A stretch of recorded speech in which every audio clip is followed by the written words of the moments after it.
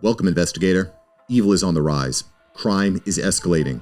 Our mission is to eliminate the crime by exposing evil, examine why it manifests, and highlight the brave souls that confront it every day. Join us as we work together to bring justice to every victim. Welcome to All Things Crime. Here's your host, Jared Bradley. Hey everybody, it's Jared. Welcome back to another episode of All Things Crime. This is another bonus episode, man. I'm excited to have Tom here with me. And I'll tell you, this week's crime that we're talking about will, I promise you, send you over the edge.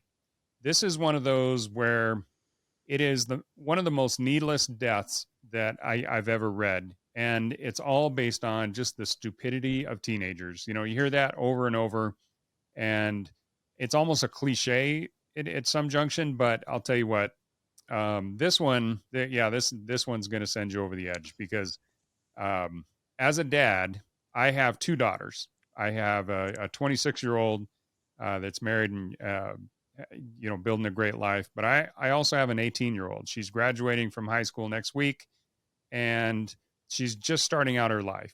And this is the way this young girl was basically just starting out in life. She was 20 years old when she was killed, and just absolutely needlessly. Now, if you follow anybody like Dr. Jordan Peterson or some of the other neuropsychologists, they talk about how testosterone and those kind of things, as especially in growing young men, and how this causes impulse.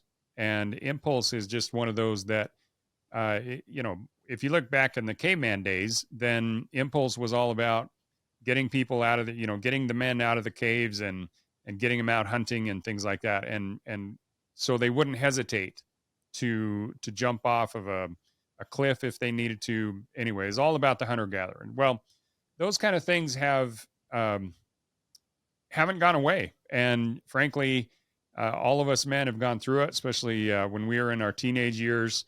We did some stupid stuff, and it was all based on this impulse. And I look back at some of the things that I did, and I was like, oh my gosh, I'm lucky to still be alive, as most young men are. Well, these three young men that we're going to talk about, all age 18, took it too far. They were just doing stupid teenager stuff, and it led to the death of a 20-year-old girl. So with that introduction, Tom, wanted to bring you in and maybe fill us in on some of the details of this case. Yeah, thanks for having me again, Jared. And I'm right there with you. Got two daughters, roughly the same age, and it's inexplicable. Poor discipline, and we're raising up our kids, and we've got some problems. So we need to turn that.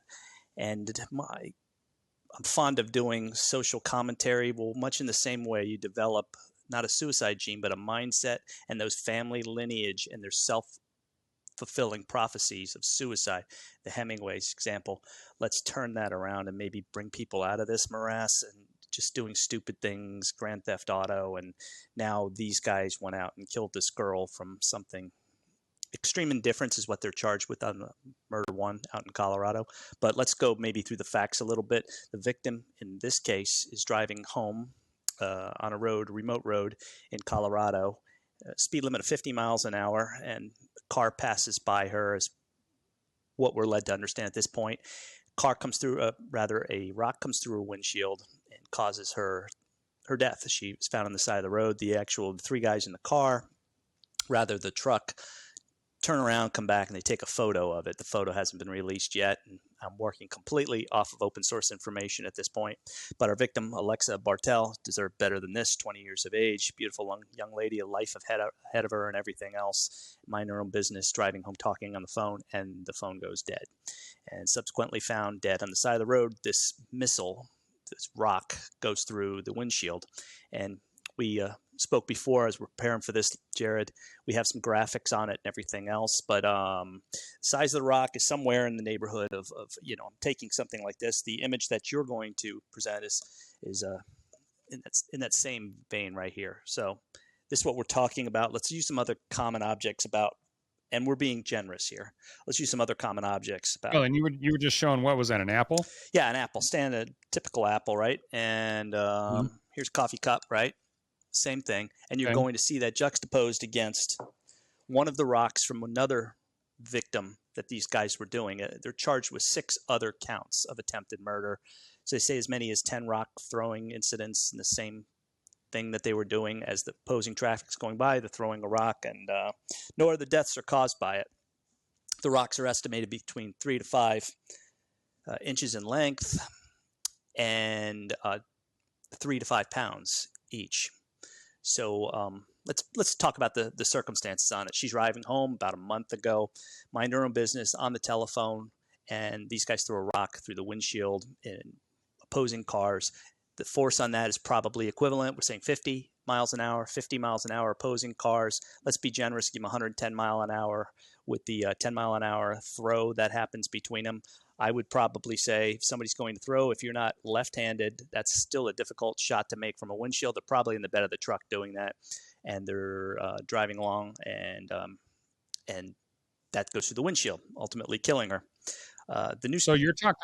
So Tom, you're basically talking closing speed. So they're coming one direction in a truck, and she's driving, approaching them from the other direction in her car. And so that's where you get that 110 miles an hour right speed. And I think I'm probably being jealous. I'm probably being conservative on that estimate, in as much as being conservative on the estimate, in as much as it's 50 miles an hour in an open country road right next to a wildlife preserve, and people generally exceed that speed limit. Why wouldn't you? It's an open highway with a not anybody's going to pull out in front of you, and just knowing the area out there too, what they're. Well, and this is also between 10 and 12, right? Right. Or that's when they were out throwing. So I don't know the exact time that they've said the rock hit her, but I know it was somewhere between 10 p.m. and midnight. So there's probably even less people on that road. So I imagine they were going pretty fast. When I get out on these country roads out here in Utah and Idaho, and even in Colorado, when I'm driving around there, there's some of those roads you can go a long stretch and not see anybody. So to go 50 miles an hour, there's no way. So their closing speed is probably, at least 110, if not 130. So. Right. And then the 10, I'm saying 50, add in the 10 for the throw. Boy, if he's got a good arm, you can bring that up really quickly to 200 miles an hour if you're above the speed limit. And of course, the formula of energy hinges mostly on velocity, on speed, not so much the mass, but this is incredible amount of mass. So another prop over here. Here's your standard wood splitter over here, just coming in over 3 pounds, 3 to 5 pounds. Now imagine that. Certainly this has got greater hardness than that stone will, that rock will, and that weighs into the formula for penetrating through that windshield and everything else. But just to give you an example, here's a piece of forging steel, chunk here. I use that to do some fabrication and bending. Comes in at over 1 pound. You can see what that looks like compared to like a 45 caliber bullet.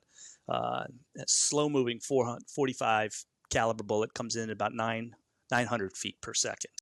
So I took the liberty of running some formulas and what converting miles per hour to feet per second. So if you'll indulge me, if we're going at 100 miles an hour, and we're above that, right?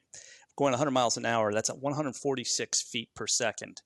But that's not the formula. That's not the energy formula. If we go above that, we multiply and do the kinetic energy formula, which is in our show notes there. What you're ending up with is 3 pounds of force that comes out to 21,000 grams, and that at 3 pounds is going to hit with 564 pounds of energy. We go on the upper side of it, 941 pounds of energy. So we're right there at what a 45 hits with. But that's not the needling effect, the penetrating effect. That's the crushing blow. Yeah.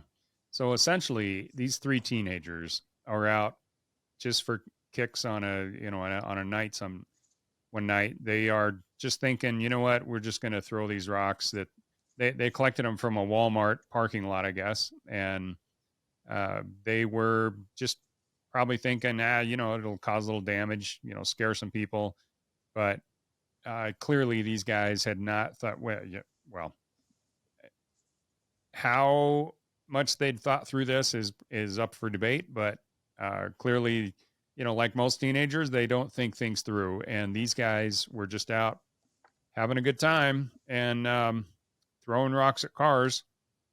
And, which with that penetrating speed that Tom just described, basically is equivalent of shooting this girl with a .45 caliber pistol. Yeah. And I might have to walk back some of the math on that. It's tremendous. It hinges on the velocity. The velocity is not what a bullet is going to be. It gets there on those opposing or passing speeds. No, but the the mass impact is speed tremendous.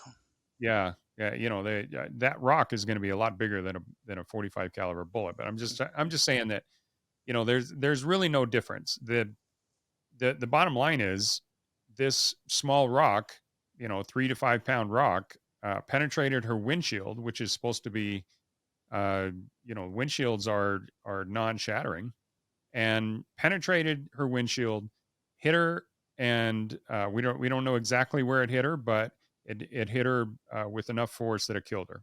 So, and then these guys, and this is the part that really just sends me over the edge. They circled back and took pictures of her car. So this girl gets hit, it kills her. I bet it killed her instantly. She drives off the road into a field.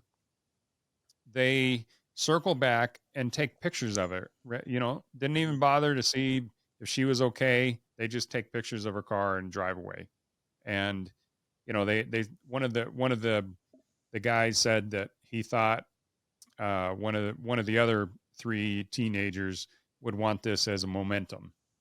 So just the callousness and just the lack of any kind of humanity from these 3 just absolute idiots. And by the way, just on a side note here, if you guys are just listening to this, I strongly encourage you to come over to the YouTube channel and watch the video, because we're going to have some headlines and illustrations of the rocks and things like that we're talking about. So it might make a little more sense, but hopefully we're describing it good enough that you guys can understand, just if you're just listening to the podcast. But back to the story. The bottom line is this 20-year-old girl, again, driving home, talking to her friend on the phone. All of a sudden the phone goes dead. And from all the things that I've been able to read, thank goodness for her friend that she was like, oh, that's weird. And, tried calling her back, didn't answer. So she actually used the phone finder app on her phone and tracked down where her friend was, drove out there and found her deceased body. So Tom, as a retired FBI guy, and especially as a evidence response team supervisor, describe to me kind of what you think that the inside of that car looked like. What did that girl, when she found her friend, what do you think she stumbled on? And I'll add, I was a police officer in South Florida too, so it's a hotbed of violence down there. But what she stumbles into is, and as we look at the image on there, you see that crushing force that hits that A-pillar. That is the initial portion of the windshield to the left that supports the windshield, that metal stanchion. And it must have glanced off of that and penetrated through that windshield. Now, I spoke to bullet speed and velocity and things like that, but there are many factors at play here. The other one is you hit somebody with a baseball bat or sledgehammer, that's going to kill them for the most part. And then the hardness of what happens, and it all indications are that they got these stones, these river stones. So answer your question, probably a massive head injury. They bleed a lot and probably killed her on the spot right away. That may be a blessing that you shouldn't suffer. I hate to say that, but and then probably there's blood and gore all over the place. And then it seems to be a very desolate area, so she probably ran into the fence and didn't have that.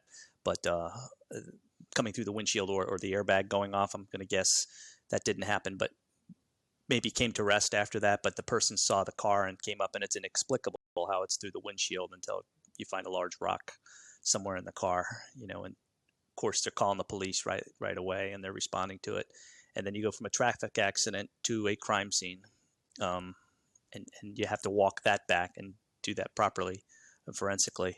So my understanding is from open source is that they were able to track down the offenders through geofencing process and figure out from the cell towers who was there. And they developed a witness in between who explained to them what was happening. So they were all arrested, subsequently, very quickly thereafter. But yeah, a massive head injury. I imagine tons of blood, probably broken bones in the face. I'm sure probably broken teeth. We just don't know at this point. But yeah, it's going to be a massive injury. Yeah. So not only is it this poor girl was murdered, but now her friend is traumatized for life, and she's probably going to be just never be able to forget that scene. But again, this well, it was based on everything that you read. I'm not sure if this was the only. Well, I know there were at least 8 other vehicles that they had thrown rocks at that night. And I don't know if this was, out of the 8 or 9 vehicles that they threw rocks at, what number, this victim was. But the bottom line is these guys had collected a whole bunch of rocks in the back of this pickup. They were out joyriding and just causing chaos. And in fact, one of them I read said that he enjoyed causing chaos. I saw he that. Enjoyed, yeah. So, this kid's pretty demented to start with, to want to be able to, cause some chaos and damage and just basic injury in one way or another to other people that are just completely unsuspecting and undeserving of any of this. So anyway, I just, well, it just makes me sick to my here's stomach. the phenomenon that happens on this, Jared, is this kid causes chaos. He's in the school. The school's become so hands-off, everyone's afraid to do anything. So you've empowered this kid to do what he wants.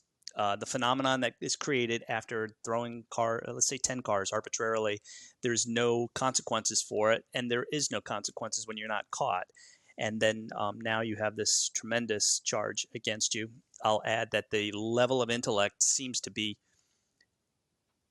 enigmatic to me. We have so much information available to us these days, yet we have incredibly dumb things like this happening, and it's hard to explain how you could not know this wouldn't be a deadly event that would happen. Example, Malcolm Gladwell's book on David and Goliath, and he explains roughly the same speed. Malcolm calls it a 45 millimeter in the book, as he explains it, which is slightly wrong. It's a 45 caliber, but that's understandable. But the same energy is coming into account with David and Goliath, taking those 5 stones from the book of Samuel, right? If we're biblical people. And that's what kills Goliath, or rather, actually, that's what stuns Goliath to the point where David beheads him afterwards, as the story goes. Doesn't kill it but it sinks into his head. So where are the smarts coming from? How do you not figure this out, what this would do to somebody? And then plus you have the other events that have happened over here. So if you're knowing that they're penetrating the windshield, it's just inexplicable that you're not paying attention, that this could be deadly. And then I just think that there's no consequences. You're not led up to that, where you and I were coming up. If you were in trouble, and you paid a price for it, and it stayed with you. A juvenile record stayed with you. And if we don't turn this thing around and we continue to let wild kids become wild kids like this, we're going to suffer the same effects that are happening across the country right now.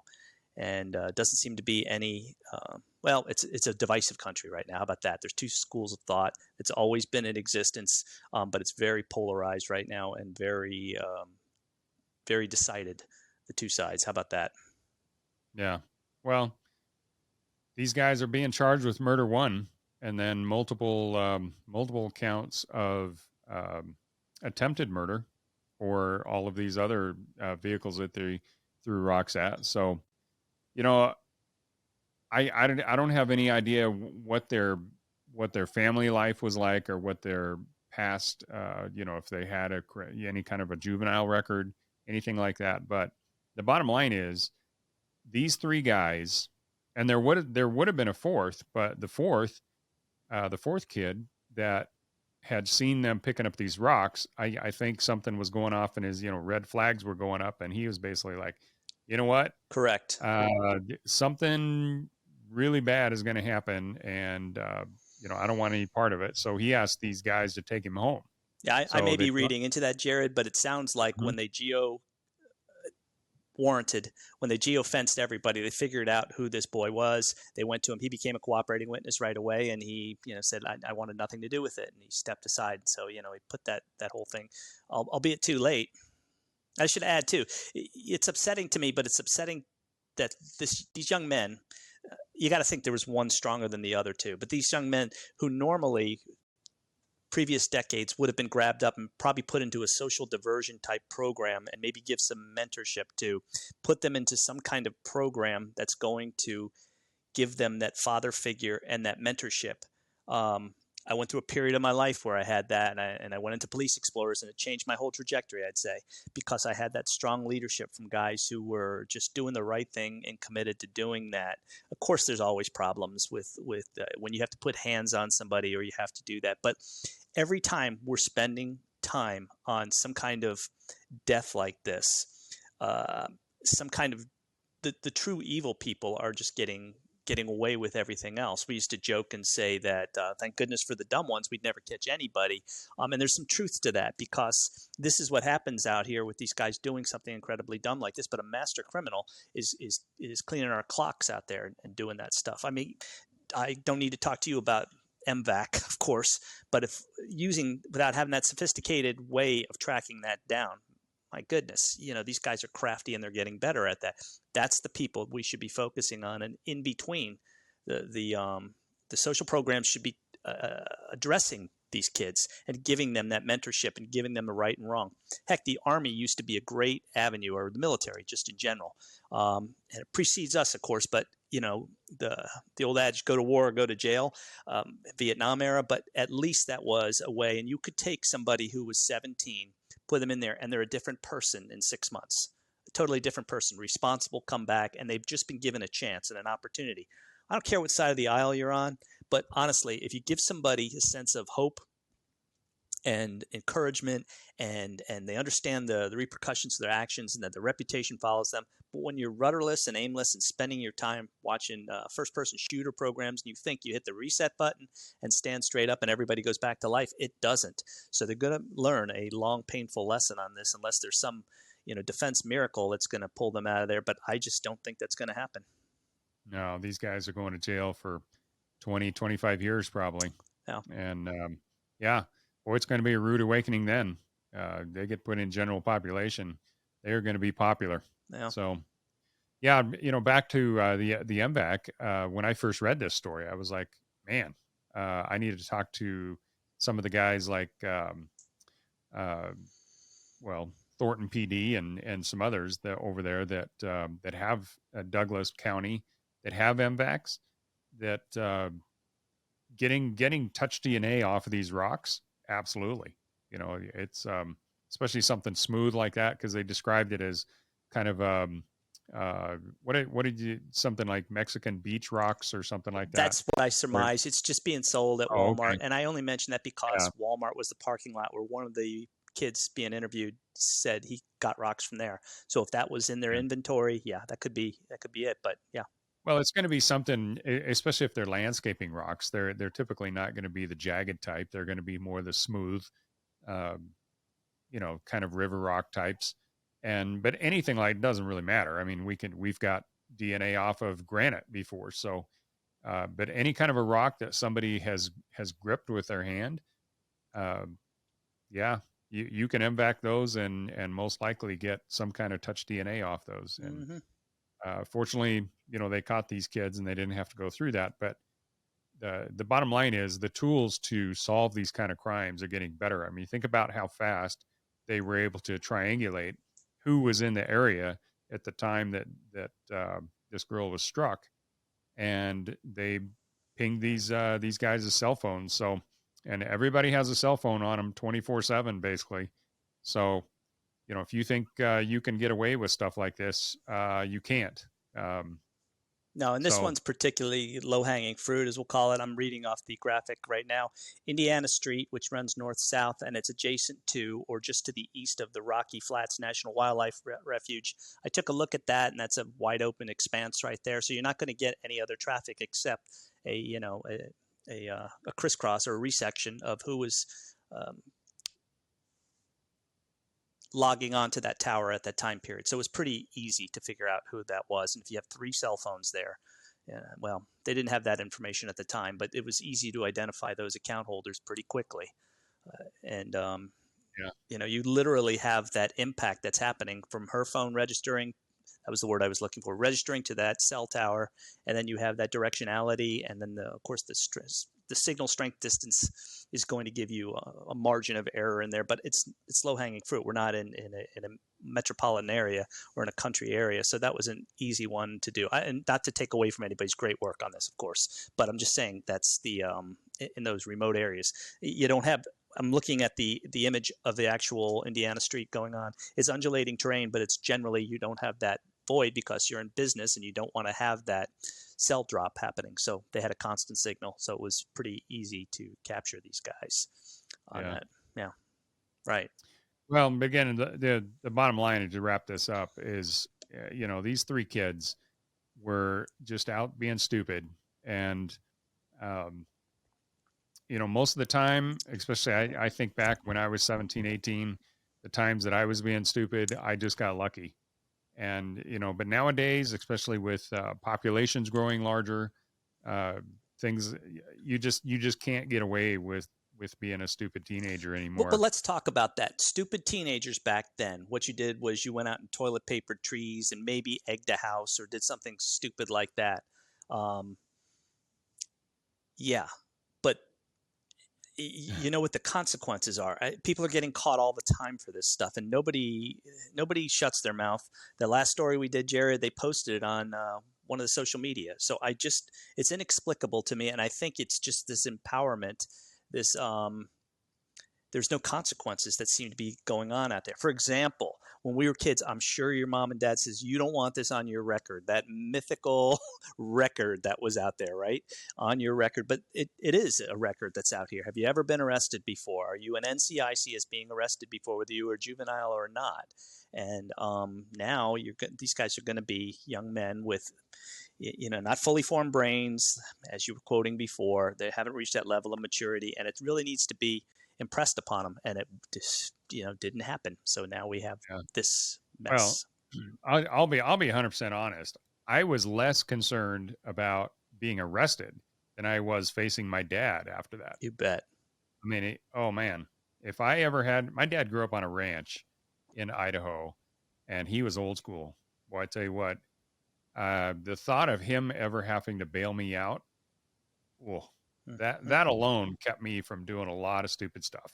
And I remember, we would go out and, throw eggs and stuff at cars once in a while and just things like that. But the thought of throwing a rock, let me, I'm going to do a little confession here. So growing up in Idaho, we had a lot of volcanic rock. And I don't know if you've ever experienced that, but it's 25th Infantry out in Hawaii. So yes. Oh yeah. Okay. Well, you know it intimately then. Well, you know how brittle it is, and some of that rock it'll just crumble.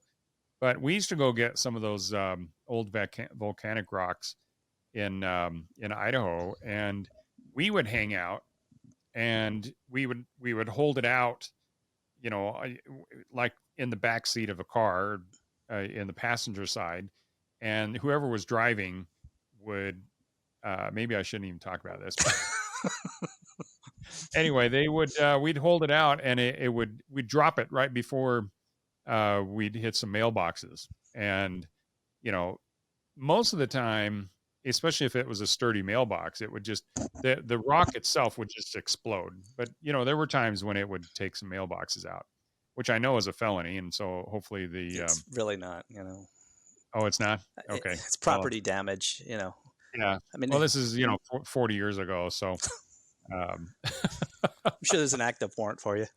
yeah, I'm sure, I'm not confessing to anything that, the statute of limitations hasn't gone by, but stuff like that, I understand teenagers do things like that, and I did too. But there was never anything that, like, the thought of ever holding that rock out of on the side of a speeding car and throwing it at somebody that was coming the other direction, that never occurred to me, because even a little bit of common sense would tell you that that's not just going to bounce off of the windshield.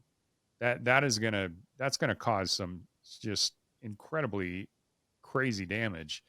And I've also read about some kids that were throwing watermelons off of an overpass, and I imagine they thought, well, if it did hit a car, then it would just explode and on their windshield, and then they just have to turn their wipers on or something. But what happened was, because these cars are going so fast, the watermelon actually went through a windshield, and fortunately it landed in a passenger side. It didn't hit the driver. So yeah, there's just so many times that kids nowadays, again, because there's very little repercussions. There's far too many parents that they want to be these kids' best friends as opposed to being a parent. And it's sad, because when there's no repercussions, there's no guidance, there's no correction from an adult. It's the same thing as what happens. They've documented in I don't know what do you call a cluster of apes? Like the gorilla, the silverback gorillas. Mm-hmm. I don't know, tribe or whatever that is. Yeah. But they would, if it's documented that if there's not an alpha male, then the juvenile males become completely out of control. And then they reach a point where they're just completely, they can't become part of society. They become unsociable. And that's honestly, it's almost like Lord of the Flies with some of the kids nowadays. You got these kids out riding, causing all sorts of damage. There's no repercussions. There's nobody grabbing them by the scruff of the neck and saying, "Hey, yeah, this isn't how we act." And if it doesn't start happening, then it's just going to get worse. So. Yeah, and sadly, what you see is that happens in the prison system, and it's too late now. Now you're a guest there, the Crossbar Hotel, for a long time, and the senior guys will tell you, hey kid, you still have a life maybe on this, but these, I don't know, this is pretty rough stuff right here. I don't see them getting out anytime soon. Well, and they've always said either you discipline them or society will. And the way society disciplines them is they put them in a box with a door, and let them out once an hour to go exercise, and that's a possibility. So, for all of you out there that have kids, or if you're a young adult listening to this, start thinking things through, because there are serious repercussions for doing stupid things, and you may not get caught every time, but eventually it'll catch up to you. And it certainly did for these three. One bad decision, one letting your mind slip, going along with the, one kid may have not even had anything to do with it, but he's in close enough proximity that he's going to be charged in an accomplice or conspirator, co-conspirator on this thing. And I don't want to say that's sad, but it's just like, kudos to that young man for becoming a witness on this. But, I also say, well, why didn't you tell somebody? Why didn't you, take the guy's keys and say, we're not doing that? Where's our men that's going to stand up and do that and maybe make that change, create that change? Where are they? And that's a challenge. Maybe we'll throw out to everybody today is like, be that person who takes the keys, be the person who just says, you're not doing this, or I'm going to make a phone call to who I need to make a phone call to, be the police, your parents, my parents, or whatever. But that didn't happen. So, I don't know what the time delay was, but now we've got a beautiful young lady's life is ended over here, and heartbroken parents for generations. They'll be telling this story, and it stays with them. And then, of course, on the other side, we have 3 crushed families over here, and then a kid who has to live with that because he didn't make that phone call. So that affects the whole community. It does. The ripple effects are wide and penetrating. So, all right. Well, hey, Tom, appreciate it. Again, another tragic case, but just one of those that I don't think has really gotten a ton of media coverage, and yet it's one of those just heinous crimes. So, it just started out as a prank, but went bad really fast. So, thanks again, and for all of you out there, please subscribe and hit the bell so you never miss an episode, and definitely join us both on the podcast as well as the YouTube. And we appreciate all of our listeners and subscribers out there. So, Tom, it's been a pleasure, buddy. Pleasure. Appreciate it. Absolutely, Jared. All right. Talk to you later. Bye now. Thanks for joining us. Your attention today brings us one step closer to exposing and eliminating the evil that brings crime to our communities. Hit subscribe and share this episode. Together, we will bring justice to every victim.